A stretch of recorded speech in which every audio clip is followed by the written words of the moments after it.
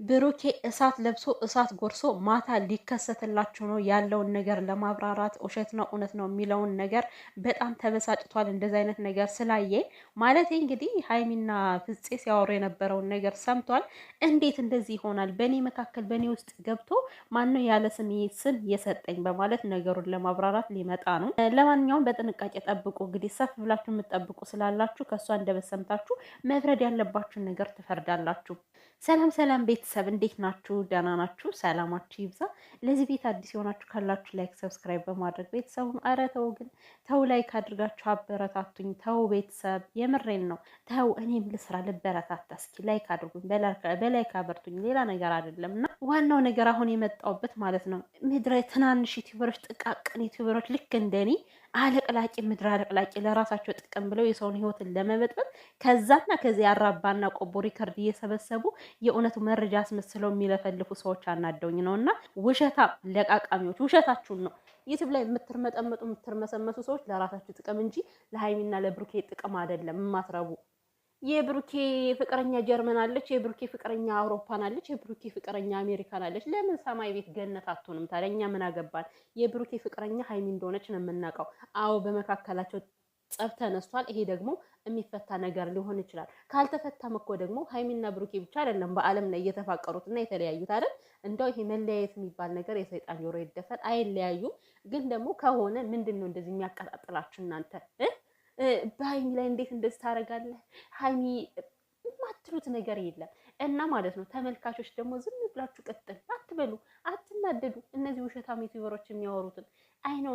እኔም ዩቲዩበር ነኝ፣ ግን እኔ ስለ ዩቲዩብ ግድ አይሰጠኝም። እግዚአብሔር ገና ለዚህ ለጠቃቀን ዩቲዩበር ብዬ እኔ ሄሊናን ሽጬ ውሸት አላወራም። ከዛና ከዚህ እያቀነባበርኩኝ ማለት ነው። ግን የዩቲዩቦችን ሴራ ልንገራቸው። እርስ በርሳቸው ጓደኛሞች ይነጋገራሉ፣ ከዛ ሪከርድ ይደራረጋሉ። እንደዚህ በይ ተባብለው ማለት ነው። ያንን ነው ለእናንተ እያመጡ የሚያሰሟችሁ። ምድረ እንሽላሌት። ብሩኬ እንኳን ማታ መጥቶ እስከሚያስረዳ ድረስ ምንም አይነት ትዕግስት የላችሁም ውሸታሞች። የሰው ልጅ እኮ ማለት ነው አይቶ ቢፈርድ ችግር የለውም እኮ ነገሩን አይቶ ግራና ቀኙን አይቶ ማን ነው ጥፋተኛ የሚለውን ከዛ ጥፋተኛ ከሆነው ሰው ላይ ብትሳደቡ እጃችሁን ብትዘረጉ እንደፈለግ ብትሉ ያ ሰው ጥፋተኛ እስከሆነ ድረስ ያው ችግር የለውም። ጥፋተኛም ደግሞ ይሰደብ ማለት አይደለም፣ ምክር ነው የሚያስፈልገው። ስለዚህ እሱ ምን አለበት ብትሰሙ፣ ከአንድ ወገን ብቻ ሰምታችሁ ጣጣጣጣጣጣ የምትሉ ማለት ነው። በዛ ላይ ደግሞ ብሩኬ ፍቅረኛ ያለው እያላችሁ የምታወሩ ፍቅረኛሽ ድብን ይበል። ፍቅረኛ የለውም ብሩኬ፣ ፍቅረኛው ሀይሚ ነች።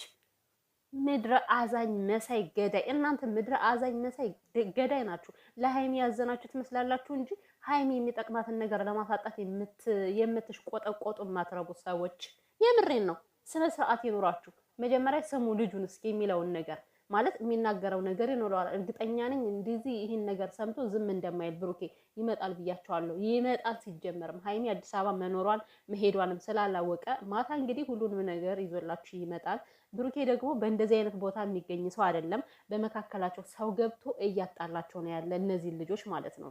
እነዚህ ልጆች እርስ በርሳቸው ነገሩ ተገናንተው ተወያይተው ቀስ ብለው ካልፈቱት በስተቀር ሰው እያስገቡ ከሆነ ይሄን የመሰለ ፍቅር ሊያጡት ነው ሀይሚና ብሩኬ። በእውነቱ እነሱ መግባባት ካቃታቸው ፍቅራቸው ይጠፋል። ግን ደግሞ ከዚህ ጋር እንደዚህ አይነት ነገር ሲፈጠር ምክንያቱም ከዚህ በፊት በጣም ብዙ ነገር አሳልፈዋል እኮ ሀይሚ ራሱ ዳኒ ከዛም ከዚህም ለጣጥፎ ያሳያትን አምና ብዙ ነገር ተፈጥሮ ነበር። ያንን አይታ እንኳን ትንሽ መማር አልቻለችም። የምር በቃ ነገሮችን ማገናዘብ አልቻለችም። ሲጀመር ሀይሚም እኮ ነገሩን እርግጠኛ አይደለችም እኮ ያሁንም ይሁን የበፊትም ይሁን እያለች ነው የምታወራውና እርግጠኛ ባልሆነችበት ነገር ላይ ነው አሁን እየተበሳጨች ያለችው። እርግጠኛ የምትሆነው አንድና አንድ ከብሩኬ አንደበት ስትሰማ ነው። ስለዚህ ብሩኬን እንስማው። ዝም ብላችሁ አታሸርግዱ፣ አሸርጋዶች ማለት ነው።